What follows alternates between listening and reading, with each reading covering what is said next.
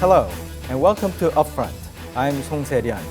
On today's Upfront, we discuss people's insensitivity to safety rules, which has risen as one of the most controversial topics in Korea, and discuss ways to raise people's consciousness about safety. To discuss this matter, we're joined by two experts, and on my left, we're joined by Mr. Kim Kyong-hae. He's the CEO of Communications Korea. Welcome to the program. And also, Dr. Kyoo-man is here. He's a Korean representative of International Association of Emergency Managers. Thank you for being here. Thanks for having me. Before we move on, let's take a look at next report to find out more about the Korea's current emergency management system, which has been at the center of the controversy. On April 16, 2014, the Seoul-ho ferry sank on its way to Jeju Island from Incheon. This disaster resulted in more than 300 people dead or missing. From overloading to inadequate response from the Vessel Traffic Service Office, the tragedy can be attributed to insensitivity towards safety risks. A fire broke out at an apartment building in Seoul, causing about 100 casualties. It was caused by deregulation of building spacing, absence of sprinklers, and the use of styrofoam insulation. This was also a man-made disaster brought on by the lack of safety awareness. Both the government and the public have been insensitive to safety risks, focusing more on cost-cutting. Insensitivity to safety is highlighted whenever a tragedy takes place, but it is soon forgotten. Meanwhile, adequate safety systems and institutions have yet to be put in place. With the public calling for enhanced public safety systems, the government established a new Ministry of Public Safety and Security. Its objective is to build a robust disaster management system to better prevent and respond to safety issues. We will strengthen training for disaster prevention to enhance our capability to deal with accidents. Training programs which were unsystematic and sporadic will become more systematic and sustainable under the ministry. Along with the rising number of man-made disasters, including sinkings, fires, and collapses, the government announced a master plan on March 30th to innovate the safety system. On today's Upfront, we discuss the diverse causes of accidents as well as efforts to raise safety awareness and formulate better responses to disasters and accidents.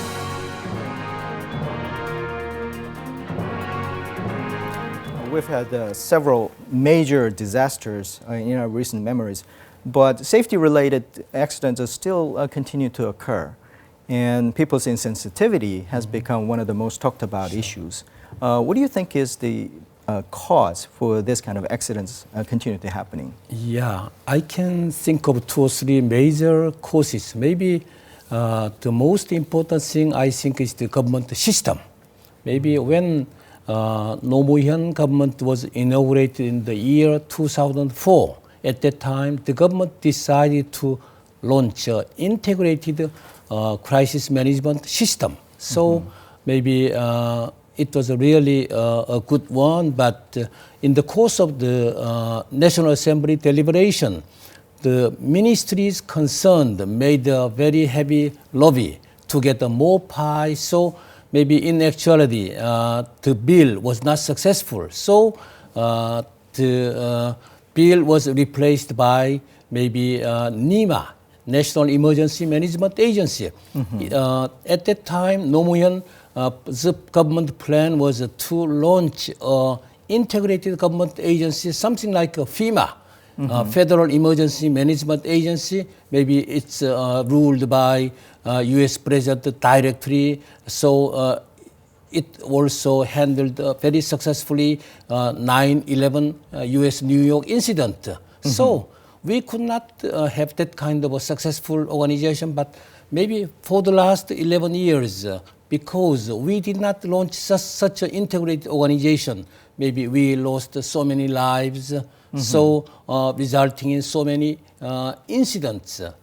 Now we have a new ministry, so the ministry was born at the sacrifice of so many people during last 11 years. So Right. Now we have a new government system. So it can be solved, but the new system should maybe reinforce its activities. Maybe we can discuss later. Let's get to that new ministry later on. Sure. I think that's a good point. But same question to you, Dr. Ha. What do you think is the kind of a root cause in this accident-prone society? Okay, I have a very different viewpoint. I want to talk about human instinct. Also, I want to cite one scholar saying. His name is Herbert A. Simon, who is very famous in the field of business administration or public administration. According to him, human beings, to include Koreans, have limited rationality. It means that human beings do not have a complete rationality. Also, human beings do not have a complete irrationality either. So it means that sometimes humans are rational, but other times they are irrational. So because this kind of limited or bounded rationality, people have a tendency to forget about what happened before in terms of disaster or disaster management. So based on either limited rationality or forgetfulness, people have a tendency to forget. Therefore, we have a lack of disaster awareness, I think. It seems like you're assuming that although we have repeated incidences of accidents, and we tend to forget what the lessons are. Right. And I think it might apply to some of the recent accidents. But going back to Mr. Kim's kind of focus on the government side, of course, we have this horrible memory of the Seoul disaster that happened last year. And a lot of people point their fingers to the government. Of course, it's kind of popular sports to blame governments, and it's not always the right answer to it. But I think there are some points to it. And you mentioned something about the government's preparedness. Could you elaborate more about that? I thought I mentioned the ministry egoism. You see, this is a very important thing. When the bill was referred to the National Assembly, each ministry concerned lobbied quite heavily to get more pie for their own ministry. You see, so because of the ministry, many leading National Assembly members. One National Assembly group supported this ministry, the other group supported other ministry. Because of that, we didn't have such a good bill, you see. So for the last 11 years, we lost so many lives. So at the sacrifice of so many people, the new ministry was born. So the ministry side, maybe as we have this new ministry, we can. That does not mean that we will have all solution. This is now the start. You see, the ministry really think of totally new approach, maybe some innovative approach. Maybe we will discuss it later. But I really need some totally new approach from now on from the new ministry. To ministry, do you think it's being effective? I mean, it's kind of early to assess the overall outcome of the effectiveness, but what do you think? Is it a good start or? Anyhow, good start, but so far, maybe I think they came up with some so and so measures. Maybe at this time, we really need some big thing, maybe strong impact measures from the ministry, but they came up so and so measures. With this kind of so and so measures, we cannot help solve this really so many maybe disasters. I think I want to go back to Dr. Ha. You kind of touch upon the more of a deeper issue, more general issue, but same kind of logic can be applied in my mind to other memories that we have, more systemic memories, I guess. The Korea has gone through a very rapid development, but all those the disasters I can think of in last 30 years, it seems like people remember them, don't remember them, but it doesn't seem like much has come out of those collective experience. Okay, through dealing with a series of disaster, government have shown many negative aspects, such as failure in coordinating among all stakeholders, also lack of communication among stakeholders. Also, there were too many number of manuals, so nobody knows which one is useful during Pacific disaster. Among all of them, to me, I think the biggest problem is that Korea has failed to set up the National Emergency Operation Framework. Mm-hmm. Some say that we have something like that, but that's not true, according to my research.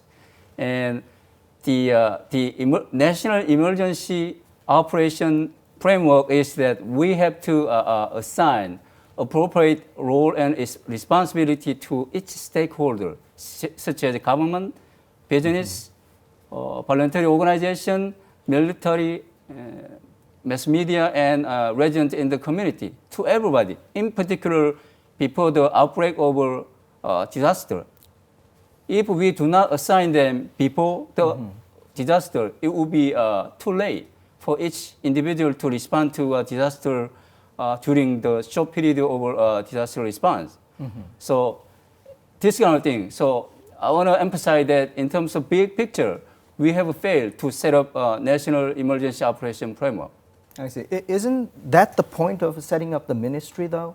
The Ministry of Public Safety and Security.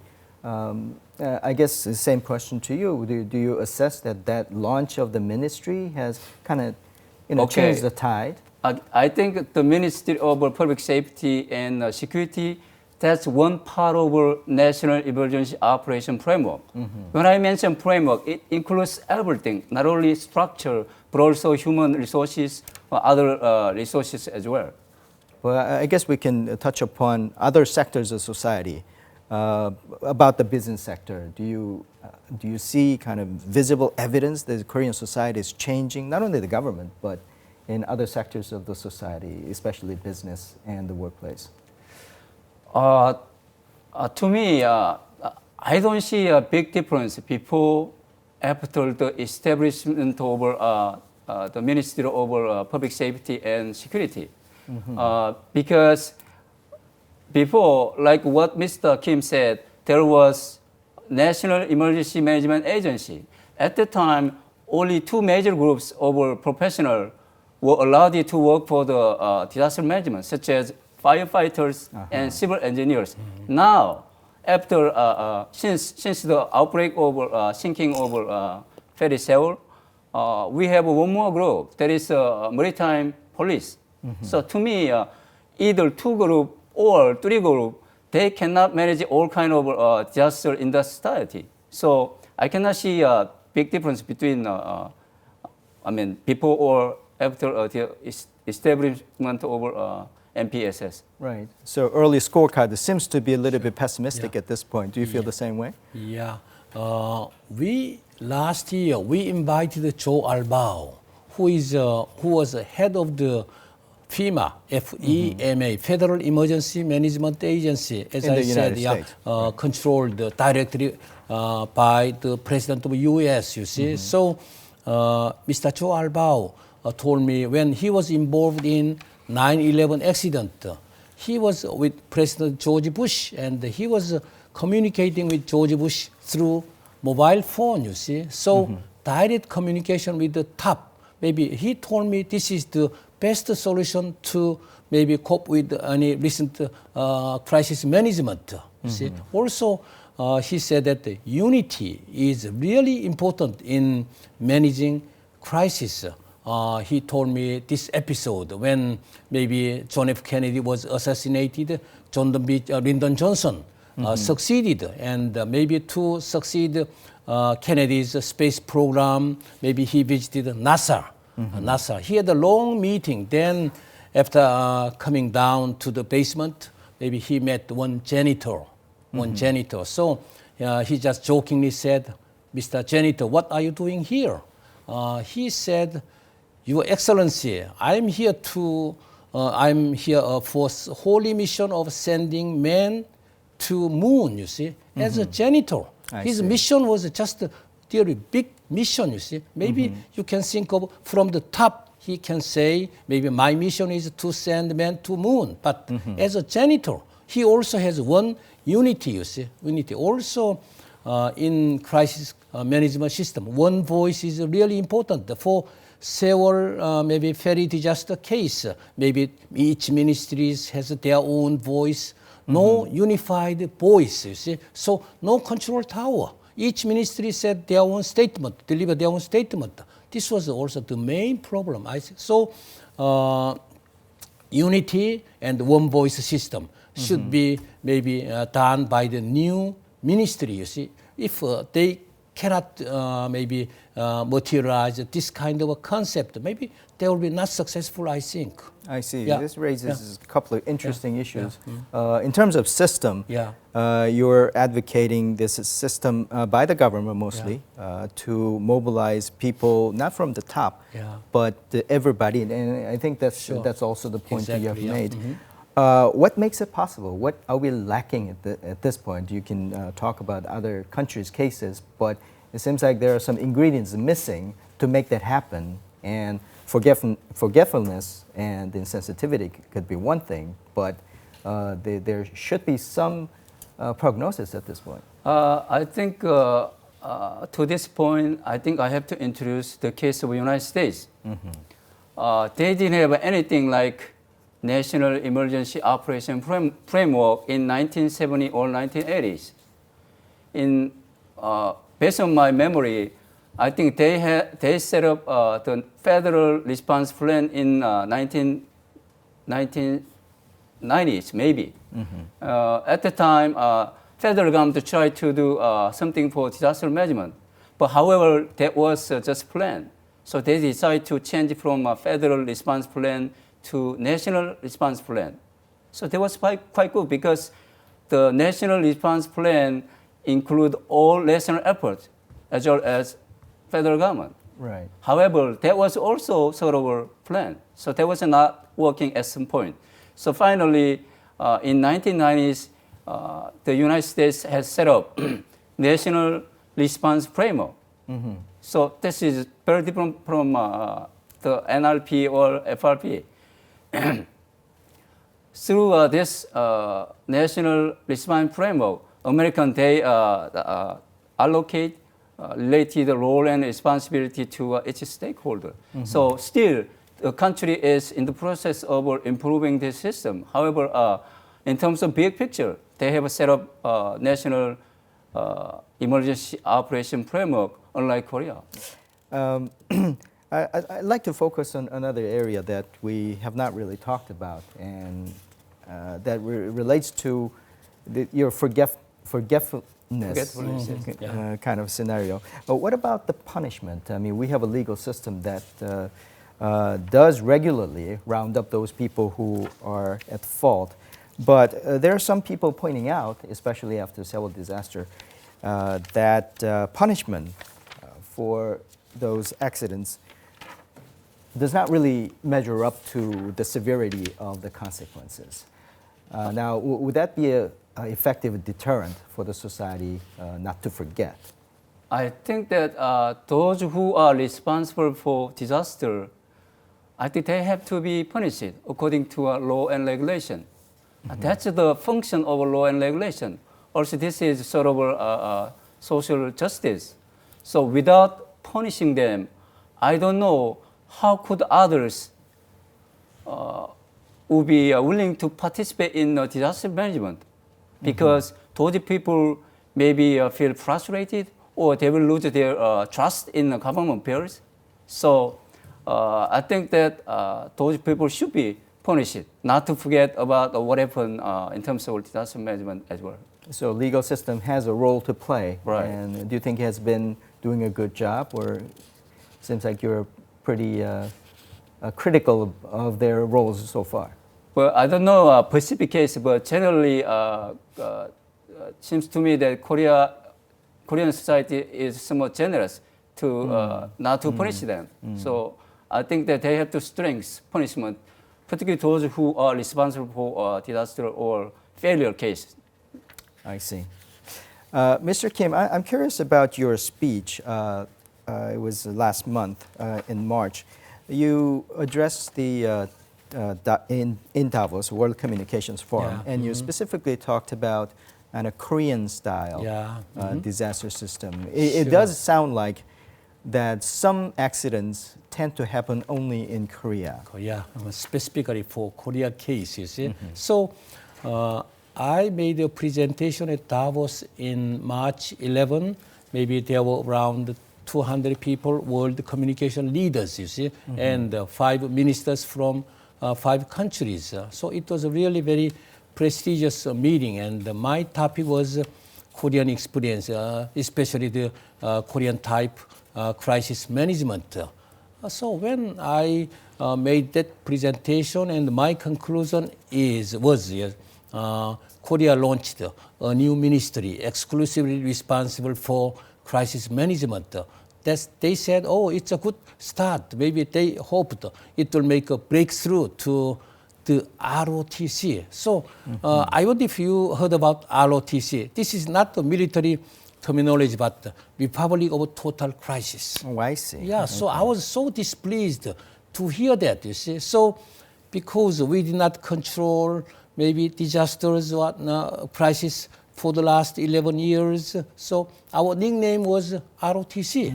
So maybe it was something like a disgrace, but because of the ROTC image, Korea discount, it's directly linked with Korea discount. Because we do not manage the crisis effectively, maybe the image of Korea is down, discount, you see. So maybe effective crisis management is really important not to cause any discount for Korea. We are really maybe emerging as a superpower. Like a superpower, maybe 12s or 10s, or so our power is going up. But because of our maybe failure to effectively manage the crisis, our value is, our prestige, our reputation is coming down. Korea discount. In this sense, we should be really pay much attention. Maybe I really expect the new ministry also pay much attention on this aspect, not to cause any more Korea discount. Right, so not only the victims who are directly involved in the disaster, but whole Korea's value and the image goes down. Now, we've talked about the government's emergency management system so far, and Upfront had a chance to go out to the street and hear more about the people's hope for building a safer society. Let's take a look.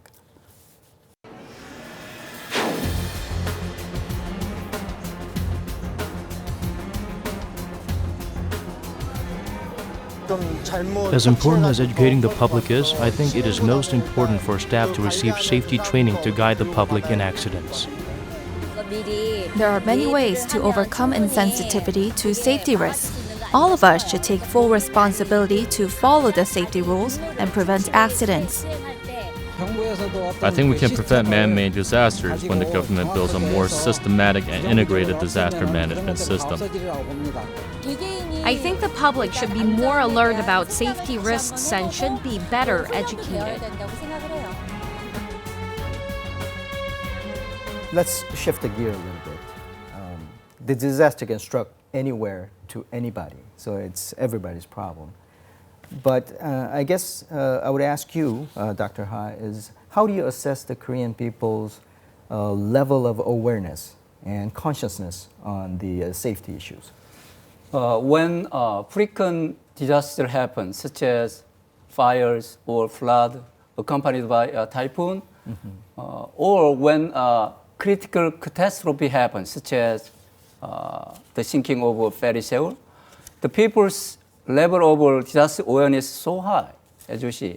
However, when infrequent disaster happen, such as tsunami, or maybe a radiological emergency, their level of disaster awareness pretty much low. So I think that Koreans' trend of disaster awareness is very similar to those of other nations in the international community.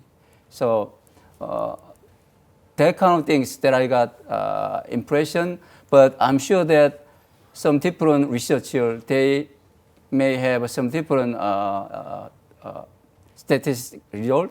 But to me, I cannot see a big difference between Korean level of disaster awareness and international level of disaster awareness. I see. The same question to you, Mr. Kim. Do you agree with Dr. Ha on that Yeah, issue? I agree to some point, but maybe, as you know, we are living in this very tough confrontation era with North Korea. So we have been living in this confrontation. So maybe the worst case of crisis, I think it's war. You see, we are now living in danger of outbreak of another war in the Korean Peninsula. So we have been living in that situation for the last 60 years. That means we have been so much accustomed to crisis, something like potential war. In that sense, maybe as we are living with the crisis potential situation all the time. So maybe that's one of the reasons why our index of safety consciousness index is very low. See, that's one of the reasons, I think. Yeah. I see. Yeah. Our situation facing where the war has not stopped. It's put on a pause. That kind of puts people in a mindset that the big crisis kind of engulfs other smaller safety-related issues. It's a very unfortunate situation. Sure, but I think so. I wonder if you would agree to that assessment. The war situation in Korea kind of impacts the industrial safety regulations and awareness as well. Okay, to answer that question, I think we have to think about what is the scope of disaster or what is the scope of disaster management. Usually, emergency includes not only natural disaster but also man-made emergencies. And depending on some perspective, I think somebody maybe include those words into the scope of disaster management. But to me, that's somewhat beyond emergency management or disaster management, which is my specialization area. So. If you were in a war situation, anything else matters. The survival matters. And if that's the mindset, then probably being cautious and following this small procedure to make sure that the small accidents do not happen probably would not enter people's mind as an important measure or important or urgent matter. I guess if that's the mentality, then probably a lot of people in Korea will have an excuse to say that, well, we're concerned about the survival and anything else is just a secondary matter. Well, I think it might have been true back in 50s and 60s, maybe 70s, but do we still have to be in that mindset? It seems like the time has passed. Yeah. In talking about crisis, we sometimes maybe refer it as known unknowns. Known unknowns. Also, we have another term of unknown unknowns. Known unknowns means airplane will crash. We know that airplane will crash, but the fact we don't know is when, how, where it will crash, you see. So we don't know. But when the Korean airplane was attacked by the Soviet Union missile in the past, we never think of any such a kind of a situation, you see. So we call it the unknown unknowns. But as I said, we should be fully prepared for known unknowns. For maybe airplane crash, maybe we give more rest time to the pilot. We should focus more on maintenance. In that way, we can reduce the crisis extent or frequency. See, so the most important thing is maybe safety consciousness is also important, but maybe how we should be prepared. We call 3P elements in crisis. Maybe prepared, proactive, and practice. With this 3P element, we can reduce the extent and the frequency of the crisis. So maybe along with the consciousness, I think this 3P element is also important. When I heard that 3P, I immediately thought about, maybe because of my occupation, education and training. Exactly. How much of that is important in your mind to make this awareness situation change? Some ago, we talked about the Koreans easily forget. We don't remember for a long time. So maybe in a major crisis site in foreign countries, they build up some memorial hall or some museum or some exhibition site, maybe to make it as a maybe living educational site. We don't have any such educational site here in Korea. Maybe when the Daegu maybe subway incident was happened, maybe because of that, Nomuhyun government wanted to have an integrated government crisis management system. But we don't have any such place where we can maybe indirectly feel the seriousness of Daegu subway incident. So I really think we can recreate any such site and let middle school students, high school students, let them go there and experience firsthand, you see. Then maybe from the early middle school or high school stage, maybe they will have a strong feeling about we should really be prepared for any crisis and how we should act in the case of crisis. So that kind of educational program, maybe in the crisis site. So maybe in that case, we have a Seoul ferryboat, the first anniversary. So how we can maybe make that site memorable, maybe give a good lesson. Maybe while the students going there and maybe paying tribute to the dead, and maybe they can learn quite a lot. I think this kind of educational site session is really important, I think. Right. On the education side, we have an expert who can shed some light. We're now connected to a person who has strived hard for the safety education and disaster prevention. It is Mr. Marco Voskuler. He is the chairman of International Safe Schools. Hello. Let me ask you the first question, which is significance of safety education has risen within the Korean society these days because of the increasing number of accidents due to lack of safety consciousness. Could you please elaborate more on the importance of international safety education in order to prevent such disasters?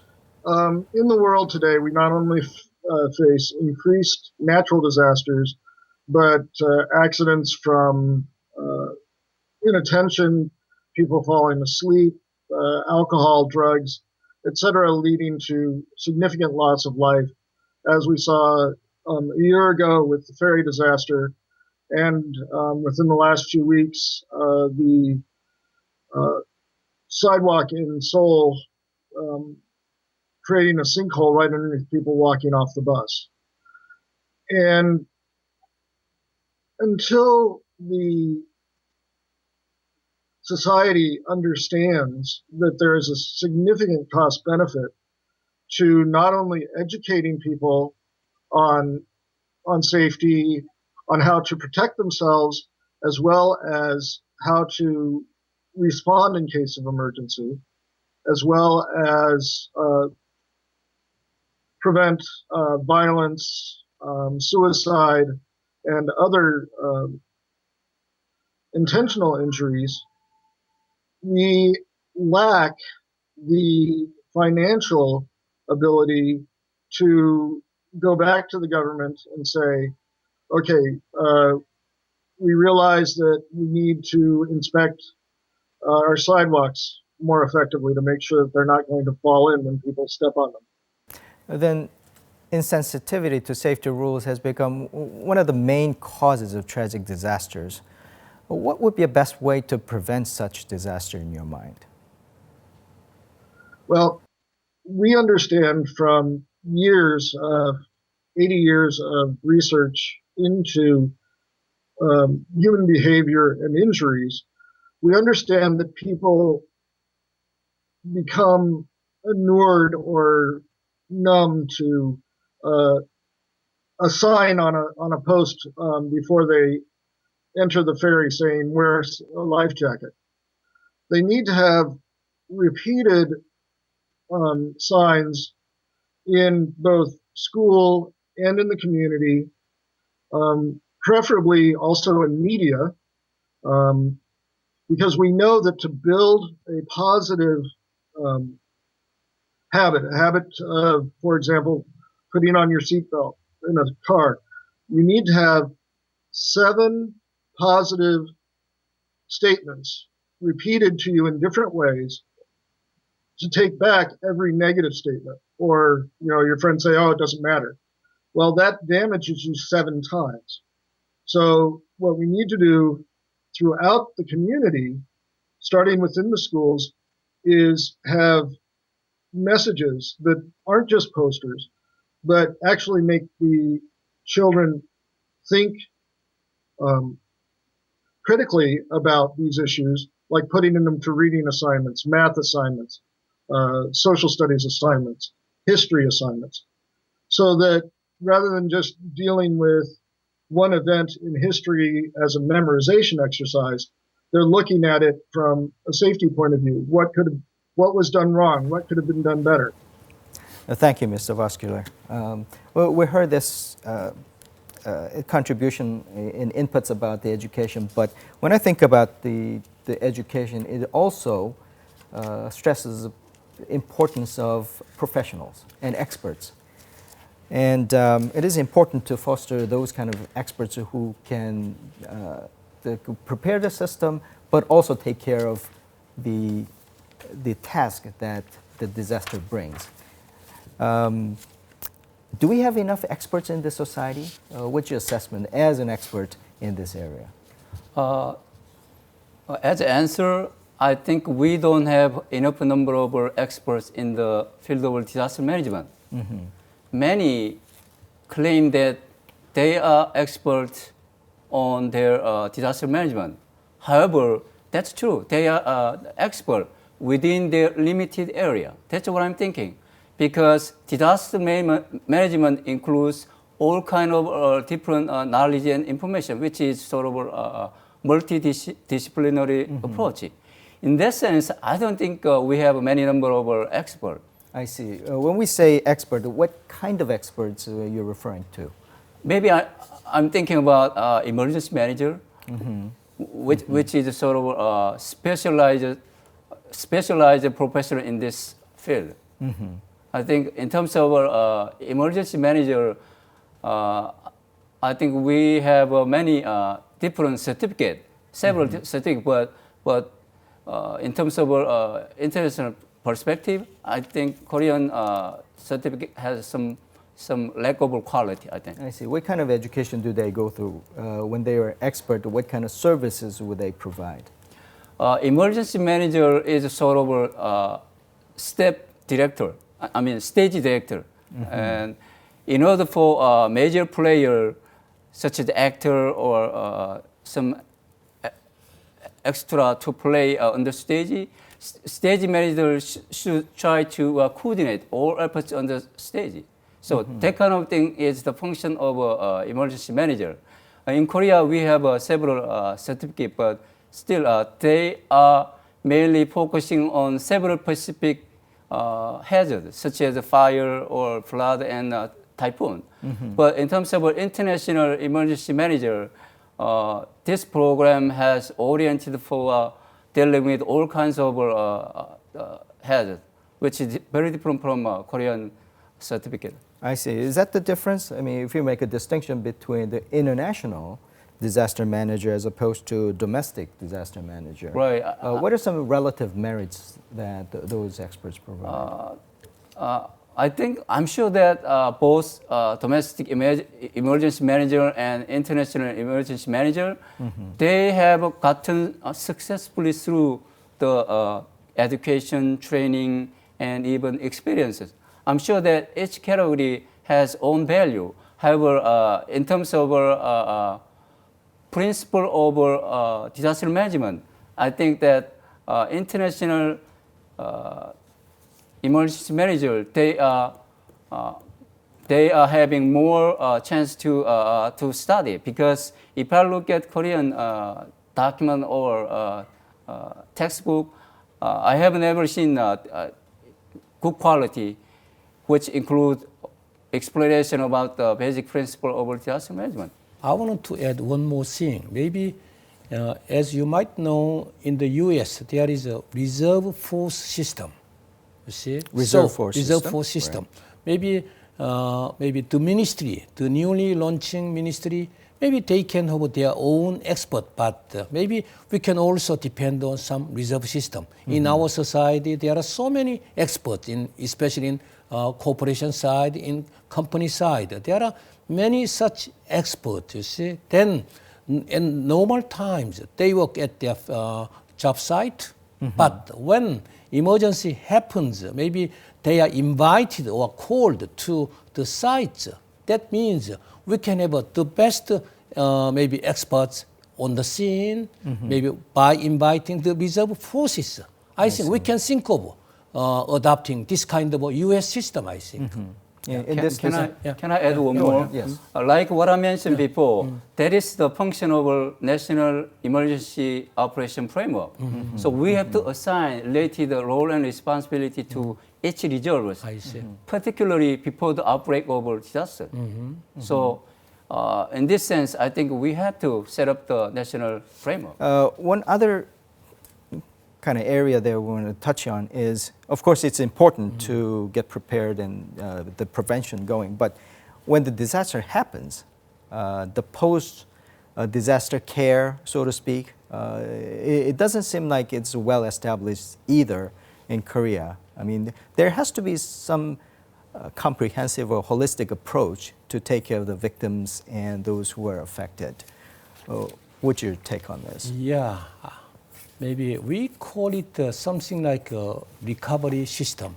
When the disaster is progressing, maybe they handled so effectively or successfully, but the remaining thing is how to be successful also in recovery system. Especially in corporate side, this recovery system is very, very important. When big corporation faced a big crisis, and then the recovery system means send all the thank you letter to journalists or government official, or this will be our maybe next step, not for prevent any recurrence of this crisis. So this kind of a recovery system is really very much stressed in the corporate side, but I don't know how it is so much emphasized in the government side. But I think it's really important. Yeah. I see. Yeah. But you don't see the coordination that happens with the government and corporate side and other sectors? I think it will be totally impossible at this stage, I think. Yeah. The recovery system, yeah. Government or private, yeah. Can I add one more thing? Professor Song and Mr. Kim, you guys talked about the importance of comprehensive emergency management, which is called CEM. Yeah. CEM is that all stakeholders should be included into the structure of disaster management. Also, they have to deal with all kinds of disaster impact and all kinds of hazard as well. Also, they should know how to manage the 4 phases of disaster management lifetime, such as disaster prevention and mitigation. Second is disaster preparedness, disaster recovery, and disaster response and disaster recovery, everything.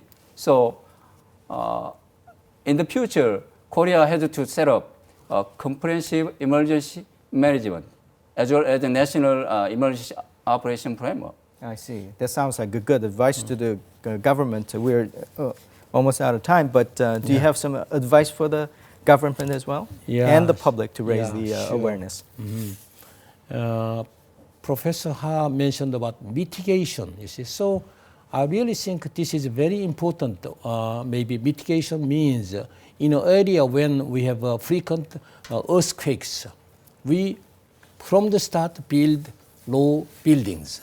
Also, in an area where there are many maybe flood, you see, then we build a dam. With this kind of maybe preventive measures, we can forestall crisis happening.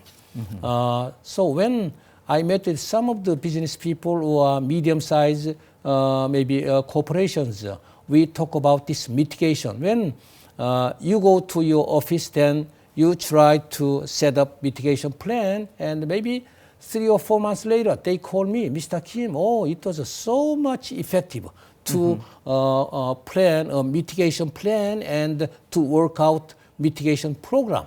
I think the government, maybe newly launched ministry, they will come up some measures, but I already described up now, they came up so and so measures, not the really big thing, highly impact program. So from now on, the ministry, maybe they were born at the sacrifice of so many people. So I talk about ROTC, but maybe my last message is ROTH, maybe Republic of Total Happiness. Maybe they should try to make Korea as a happiness, you see. So without such a big incident and the Korea image, no Korea discount, or maybe with the support from the general public, with high sense of maybe safety consciousness. Then along with the, maybe they can create the synergy, the government, such maybe patriotic efforts, maybe to make the country as a maybe Republic of Total Happiness, along with the people's maybe efforts to maybe elevate their consciousness. Then I think we can create the synergy, and we will become more and happier, more happier and happier, I think. Yeah. Oh, thank you for sharing your insights today. Thank you. You're welcome. Thank you. In the shadow of Korea's rapid rise in economic development and in the culture of 빨리빨리, which means quickly, the misguided habit of neglecting safety rules and caution has set in. And they really caught up with us and are haunting us, victimizing many these days. Sacrificing lives and well-being for the sake of development is never a good idea, and we should address this, well, quickly.